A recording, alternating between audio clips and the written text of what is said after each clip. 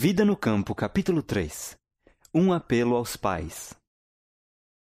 Conservar os filhos longe da iniquidade.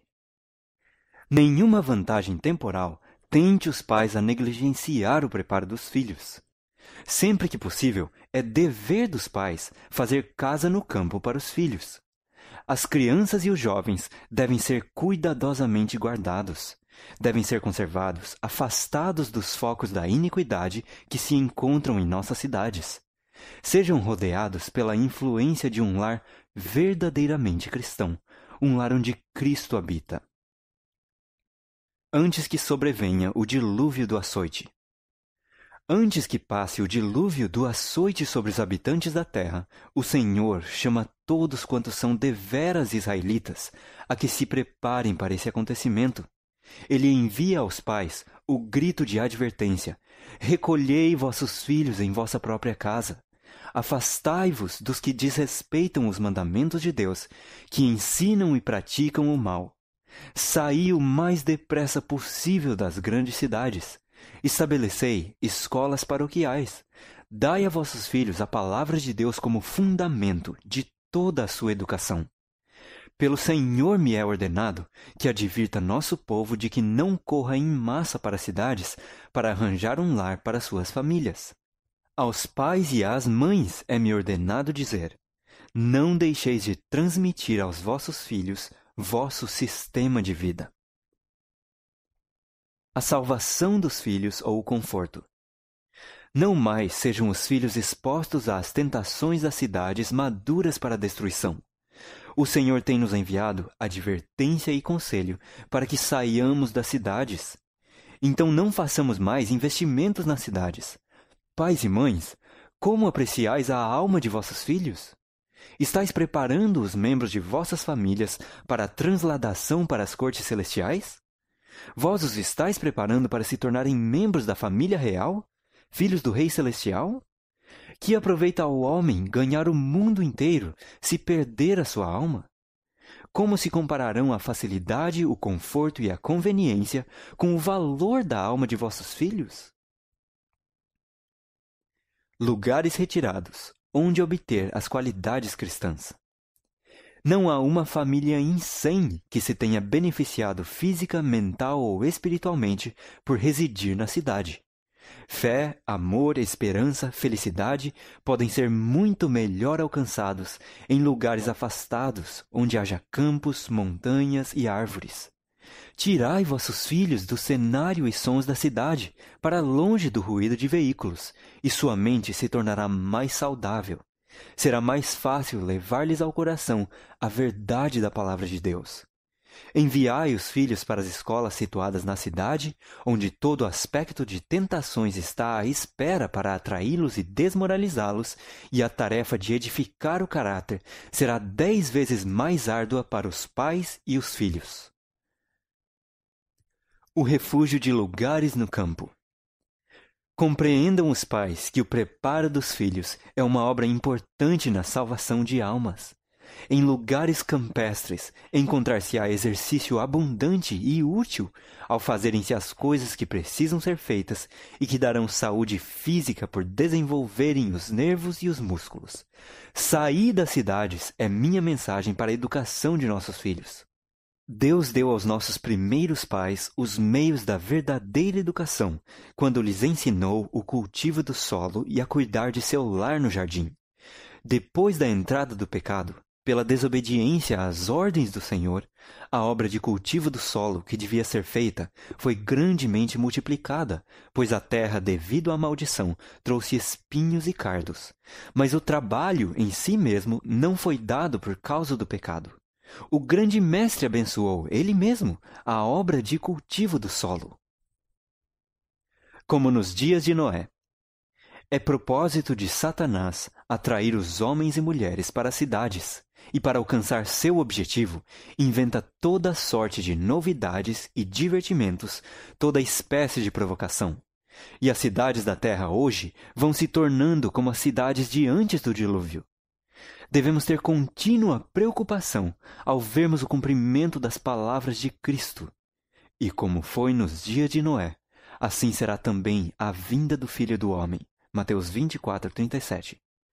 Nos dias anteriores ao dilúvio, inventou-se toda sorte de divertimentos para levar homens e mulheres à negligência e ao pecado. Hoje, Satanás está trabalhando com intensidade para que as mesmas condições más prevaleçam, e a terra está se tornando corrompida. Pouco será respeitada a liberdade religiosa por professos cristãos, pois muitos deles nenhuma compreensão têm das coisas espirituais. Não podemos deixar de ver que o fim do mundo está prestes a vir. Satanás está operando sobre a mente de homens e mulheres, e muitos parecem estar cheios do desejo de divertimento e agitação. Como nos dias de Noé, toda espécie de mal está se multiplicando. O divórcio e o casamento estão na ordem do dia. Num tempo como este, o povo que procura guardar os mandamentos de Deus deve procurar lugares afastados, longe das cidades. Não é privação. Quem será advertido? Outra vez dizemos, saí das cidades. Não considereis uma grande privação terdes de ir para as colinas e montanhas, mas buscai esse retiro, onde podereis estar sozinhos com Deus, para aprender sua vontade e seu caminho. Insisto com o nosso povo para tornar o trabalho de sua vida procurar a espiritualidade. Cristo está à porta. Por esse motivo é que digo ao nosso povo, não considereis uma privação serdes convidados a abandonar as cidades e mudar-vos para as zonas rurais. Aí ricas bênçãos aguardam aos que delas se quiserem apoderar. Contemplando as cenas da natureza, as obras do Criador, estudando as obras das mãos de Deus, imperceptivelmente sereis transformados à mesma imagem, para conseguir os melhores resultados na vida. Uma residência dispendiosa, mobília trabalhada, ostentação, luxo e conforto não proporcionam as condições essenciais a uma vida útil e feliz. Jesus veio a este mundo a fim de realizar a maior obra jamais efetuada entre os homens. Veio como embaixador de Deus para nos mostrar a maneira de viver, de modo a conseguir na vida os melhores resultados. Quais foram as condições escolhidas pelo Pai Infinito para seu Filho? Uma habitação isolada nas colinas da Galileia, um lar mantido pelo trabalho honesto e respeitável, vida de simplicidade, luta diária com as dificuldades e provações, abnegação, economia e serviço paciente, feito com contentamento. A hora de estudo ao pé de sua mãe, com o rolo aberto das Escrituras, a serenidade da alvorada ou o crepúsculo no verdor do vale, o sagrado ministério da natureza, o estudo da criação e da providência, a comunhão da alma com Deus, tais foram as condições e oportunidades dos primeiros anos de vida de Jesus. A herança campestre de homens nobres. O mesmo acontece com a maioria dos melhores e mais nobres homens de todos os séculos. Lede a história de Abraão, Jacó, José, Moisés, Davi e Eliseu.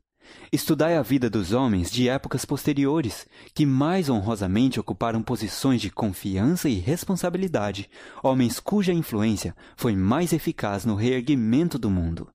Quantos deles não foram criados num lar campestre? Pouco conheciam de luxo. Não gastaram o tempo da juventude em diversões.